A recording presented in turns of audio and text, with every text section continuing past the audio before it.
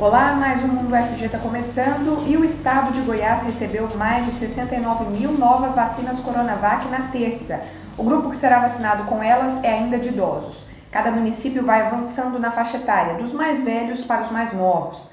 Ao mesmo tempo, é preciso avançar na segunda dose, essencial para a imunização eficiente. Ontem e hoje, por exemplo, Goiânia aplicou a vacina nos idosos a partir de 85 anos. Aparecida de Goiânia começou hoje agendamento para vacinar idosos a partir de 70 anos, a primeira dose, com a chegada de mais 2.200 doses da Coronavac. Nessa etapa, a vacinação acontece só nas unidades de saúde, sem drive-thru.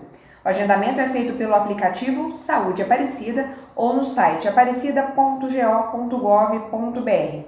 Para agendar, precisa do cartão SUS. Quem ainda não tem ou está com ele desatualizado, deve procurar uma das unidades básicas de saúde.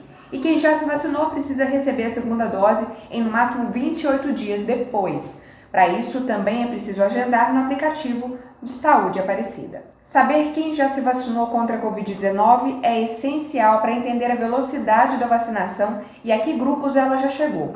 Por isso, é solicitado o documento na hora de receber a dose. Mas o senhor Ronaldo Donizete Ribeiro, de 76 anos, não tinha RG ou nenhuma documentação para apresentar. Ele foi imunizado mesmo sem documento, mas depois a Secretaria Municipal de Saúde pediu os dados para registrar no Cadastro Nacional de Vacinação. Então, o Tribunal de Justiça do Estado de Goiás autorizou um registro tardio do goiano. Depois de vários dias bem acima de 90%, na terça-feira a ocupação de leitos de UTI em Goiás chegou a 101,15%. Como é que a gente entende esse dado? Passou dos 100%? Como assim? Sim, a grande lógica de utilização do número é de 100% mesmo. Eu tenho X leitos ocupados, todos os leitos ocupados eu atinjo 100%. Qual que é a diferença disso? Como esses hospitais geralmente eles têm prontos socorros, então o paciente está lá, ele precisa de um leito de UTI e ele acaba entrando nessa conta porque internamente o hospital se organiza para manter um suporte mais intensivo para esse paciente. Então, por isso que extrapola, às vezes, um pouquinho essa questão. É o fato não é o fato de eu ter mais leitos de UTI, não é isso. É a questão que eu tenho o mesmo quantitativo de leitos, mas eu tenho pacientes sendo assistidos em número maior do que a minha capacidade. Tem uma estrutura de UTI sendo improvisada. Na verdade tem um respirador, tem um monitor ali, é meio que uma organização para não deixar de dar suporte para o paciente, mas não é considerado, a princípio, um leito de UTI. Entendi. Superintendente, então não tem leito de UTI hoje aqui no estado para Covid? Não, a gente tem. Segundo o superintendente, algumas cidades goianas voltaram a ter disponibilidade de leitos e existe perspectiva de abrir novos. Tanto sejam abertos novos leitos via Hospital de Clínicas aqui da UFG, como também pela Secretaria Estadual no município de Uruaçu, além de umas outras possibilidades que a gente tem também, mas de poucos leitos. Em média 5, 10 leitos, então não é um quantitativo tão grande assim. O governador tinha falado desse hospital de Uruaçu, né? Como é que tá? Que pé que tá para ele começar a funcionar? Ele está praticamente pronto, estão organizando uma parte específica de rede de gases, que como é Covid-19, não tem como ser diferente, isso tem que ser reforçado, na verdade, mas a gente acredita que no mais tardar até o final da semana, no final da semana, início do final de semana, esses leitos já estejam disponíveis para a população. Naquela fase mais grave de 2020, depois que ela passou a fase mais grave, tiveram alguns leitos fechados, o próprio Ministério da Saúde diminuiu o orçamento para leitos, isso estava previsto. A gente está nessa situação agora, mas o número de leitos é o mesmo daquele tempo mais grave do ano passado ou a gente ainda está abaixo daquilo? Assim, resumindo, a situação está a mais grave de todas ou também a gente perdeu em número de leitos de lá para cá? São duas coisas. A gente tem percebido uma contaminação muito grande das pessoas, os casos estão subindo de forma exponencial e os casos têm parecido estar mais graves, ou seja, a necessidade de UTI está sendo mais eminente. Né? Com relação aos leitos, a gente tem muito mais leitos do que a gente tinha naquele período lá em agosto, mais ou menos julho, agosto do ano passado. A gente teve algumas questões específicas no ano passado de desabilitação de leitos, de fechamento desses leitos, mas justificado, inclusive, porque essas taxas estavam baixas. E quando a taxa está baixa, a gente não tem justificativa de manter leito, é de recurso público, não pode ficar lá. Só que esses leitos que foram desabilitados no ano passado, eles já voltaram e a gente aumentou muito mais isso. O superintendente disse ainda que durante a pandemia não chegou a faltar insumo, medicamentos e oxigênio, por exemplo, na rede estadual de saúde. Mas existe outra limitação para abrir novos leitos: a quantidade de profissionais da saúde. É uma área que é mais restrita em medicina intensiva, em si, o cuidado intensivo de uma forma geral, e a gente já expandiu bastante leito. Então, os profissionais que tinham expertise para trabalhar nesses espaços, eles estão diminuindo, não está tendo mais gente para trabalhar. Então, talvez a limitação seja muito mais baseada nisso do que qualquer outra questão. A questão de respirador e de monitor não é um problema, mas não é um problema tão grave assim. Na terça e quarta-feira, mais de 100 donos de restaurantes e lanchonetes suspenderam as entregas delivery em forma de manifestação. De acordo com o Sindicato dos Trabalhadores do setor, cerca de 6 mil funcionários foram demitidos até agora. O superintendente de Vigilância em Saúde diz que prefeitos têm se reunido com o governador para discutir medidas de apoio ao comércio nesse momento de pandemia. Eles estão trabalhando, discutindo, fazendo várias reuniões para achar uma solução para esse problema que é importante. A gente tem que lembrar que eu preciso de tomar as medidas sanitárias, mas eu preciso de um suporte também das medidas sociais, porque senão a gente tem problema. Então isso tem que ser calibrado assim para não ficar ruim para nenhum dos dois lados. O auxílio Renda Família da Prefeitura de Goiânia começou a ser pago terça-feira. Cada família beneficiada recebe um vale alimentação de R$ 300 durante 6 meses, para serem usados em comércios credenciados na capital.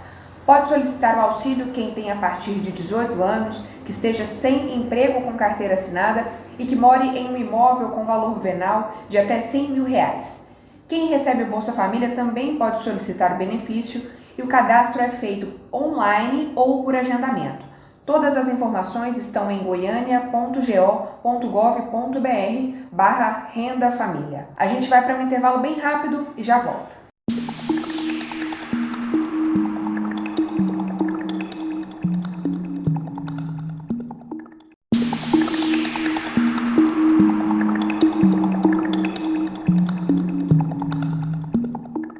Entre 24 e 26 de março acontece totalmente online o Seminário de Mídia, Cultura, Cidadania e Informação. Ele é promovido pela Faculdade de Informação e Comunicação da UFG. É um evento anual do Programa de Pós-Graduação em Comunicação da Faculdade de Informação e Comunicação da UFG, que tem como objetivo debater temas inerentes ao próprio programa de pós-graduação, cujas linhas de concentração são 3: mídia e cultura, mídia e cidadania e mídia e informação. Em 2021, o CEMIC ele passou a ser um seminário internacional. O evento tem o objetivo de debater produção científica da área e teve mais de 90 trabalhos submetidos. O tema dessa edição é comportamento informacional e produção social de sentidos. Em uma tentativa do PPG-Com, justamente de criar diálogos e interfaces entre as áreas de comunicação e informação. O CEMIC está com inscrições abertas para participantes de forma gratuita. Basta acessar o site cemic.fic.ufg.br. O Laboratório de Pesquisa Interdisciplinar em Artes da Cena promove uma série de diálogos sobre direção de arte nas artes da cena. São aulas públicas em formato de live. Vamos conferir detalhes. Como os estagiários docentes, do PPGAC, que é o Programa de Pós-Graduação em Artes da Cena, no qual eu também trabalho na EMAC, eles estão atuando junto comigo, e cada um deles trabalha num campo das artes da cena. Eu pensei que seria produtivo trazer os debates das diversas áreas em que eles atuam, que são performance, circo, dança, ginástica rítmica, também para pensar os debates das diversas linguagens junto com os estudantes da disciplina de direção de arte. Então, a ideia é ampliar esse olhar para as diversas possibilidades de trabalhar com a encenação na direção de arte e também pensar as possibilidades de trabalhar com as diversas linguagens artísticas que integram o campo da encenação. Pensamos nesse tripé, do ensino, da disciplina de fundamentos e estágio docência, da pesquisa, onde nós trabalhamos com projetos de pesquisa na encenação, desses convidados, inclusive dos pós-graduandos, e também na extensão, no sentido de nos comunicar com o público nesse momento. Então, foi uma ideia mesmo de pensar dessa forma. E difundindo as pesquisas, né, que vêm sendo desenvolvidas também na Universidade Federal de Goiás. É aberta ao público e os estudantes também, obviamente, estão convidados a participar no Instagram do @lapi.ac. O Bootcamp Mulher, iniciativa do Centro de Empreendedorismo e Incubação da UFG, está com inscrições abertas. Em março, em comemoração ao Mês das Mulheres, a UFG, em parceria com o Sebrae, realizará o Bootcamp Mulher, um treinamento online e gratuito com o objetivo de apoiar as mulheres na criação e desenvolvimento de seus negócios. O Bootcamp Mulher acontecerá nos dias 22, 23 e 24 de março e as inscrições já estão abertas. Para se inscrever é fácil, basta acessar sei.fg.br. As inscrições vão até o meio-dia do dia 19 de março ou até que as 100 vagas se esgotem. A UFG tem diversos grupos de estudos nas mais diferentes áreas do conhecimento. E agora vamos conhecer 2 deles. O primeiro é o GA, Grupo de Estudos Aplicados em Hortaliças, criado em 2016 para ver na prática o conhecimento da sala de aula. De lá para cá, inúmeros trabalhos e experimentos foram realizados aí no grupo, né, em parceria aí com empresas privadas e com a pós-graduação também, né? O nosso grupo, ele objetiva estudar e conhecer, né, mais essa parte de cultivo, produtividade, qualidade e segurança dos produtos finais. Além disso, a gente vê também toda essa parte aí de MIP, né, manejo integrado de pragas, irrigação, adubação, né? A gente acompanha aí a cultura desde a implantação inicial até chegar ao consumidor final. Nosso grupo aí, ao longo desses anos, realizou inúmeras palestras, ofertou cursos dentro dessa parte aí de hortaliças e também de fora dela. E esse conhecimento vai chegar no produtor, né? E vai melhorar ali o manejo que ele faz ali na cultura, vai melhorar ali os tratos culturais, né?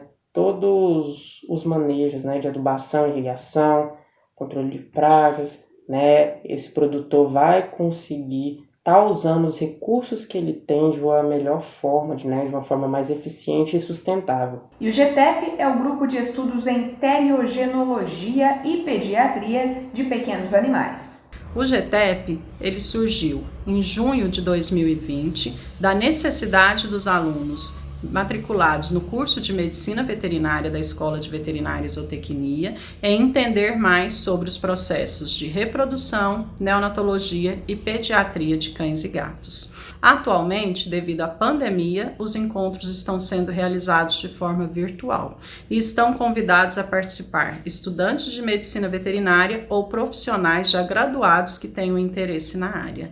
A partir desse ano, alunos interessados em utilizar o nome social na UFG podem fazer solicitação pelo SEI, no ambiente de usuário externo, com o e-mail cadastrado no SIGA. Todas as informações em ufg.br. A gente vai para um outro intervalo bem rapidinho e já volta.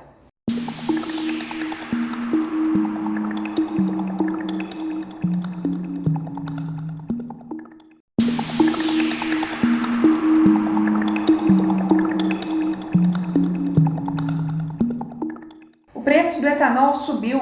O que explica isso é o período. Estamos na entre-safra da cana-de-açúcar e a última safra teve menor produção. Os motivos para a redução são principalmente o clima seco e a queda de consumo de etanol por conta da paralisação de atividades econômicas para conter a pandemia e também porque o preço da gasolina estava mais atrativo para motoristas. Mas agora o cenário é outro. A gasolina ficou mais cara e o consumidor busca mais o etanol. Aí vem o aumento. Então nós temos pouca oferta porque não temos produto e muita demanda. Então, pela lei básica da economia e de mercado, pouca oferta e muita demanda, o preço acaba subindo.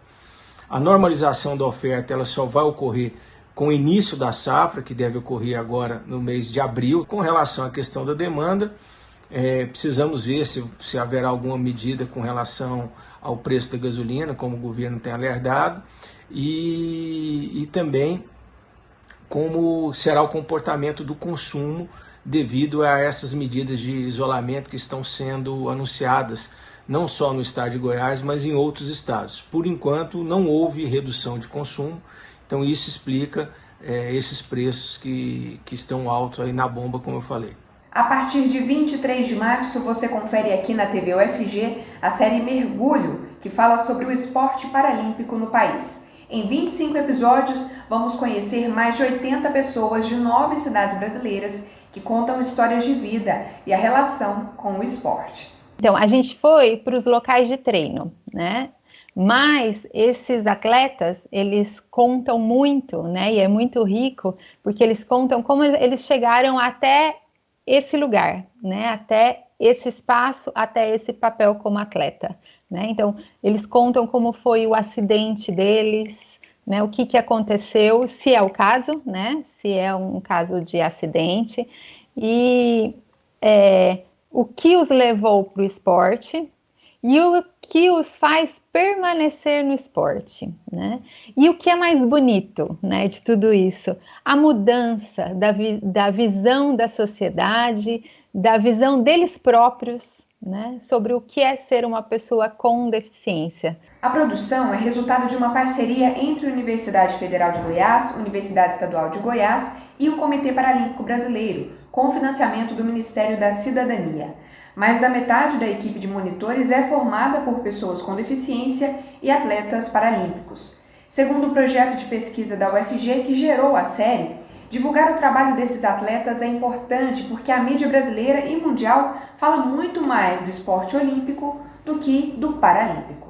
Tá o tempo todo com o esporte olímpico, de vez em quando vem o esporte paralímpico. E sempre com a ênfase que a gente não gostaria, né? Que é ou a grande superação, então aquela pessoa, ela não é humana, né? Ela não pode ser comparada com as outras pessoas com deficiência, porque ela é uma super superação. Ou como coitadinho que chegou lá, né? Então, os dois extremos que a gente não gostaria, né? E aí a gente fez filmagens nesse espaço com câmeras de alta resolução, com drones. Então, vocês vão conseguir assistir lá junto com a gente imagens de cima, né, das pessoas fazendo remo, jogando os esportes. O foco da pesquisa foram 23 atletas paralímpicos.